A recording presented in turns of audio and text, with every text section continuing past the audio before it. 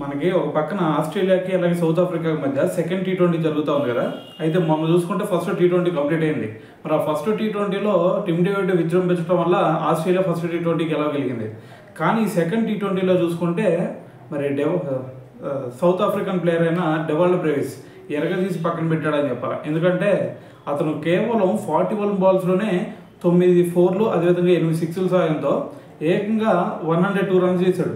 So match complete అయిన తర్వాత overall situation కనుక ఒకసారి చూసుకుంటే అతను 56 బాల్స్లోనే ఏకంగా 125 రన్స్ అయితే చేయటం జరిగిందనమాట.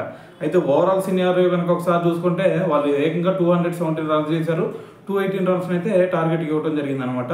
సో మరి ఇప్పుడు ప్రస్తుతం ఒక 7 ఓవర్స్లో ఆస్ట్రేలియా బ్యాటింగ్ లైనప్లో చూసుకుంటే ఇంకా 7 ఓవర్స్లో వాళ్ళు 91 రన్స్ ఏమో సంథింగ్ కొట్టాలి. సో ప్రస్తుతానికైతే మరి ఆల్రెడీ 5 వికెట్స్ కోల్పోయారు. సో కాబట్టి ఇప్పుడు ప్రజెంట్ సిచ్యువేషన్ చూస్తామంటే మరి ఈ మ్యాచ్ ఖచ్చితంగా సౌత్ ఆఫ్రికా గెలిచే సిచ్యువేషన్ అయితే ప్రెజెంట్ ఉంది. సో చూద్దాం ఏం జరిగిద్ది అనేది.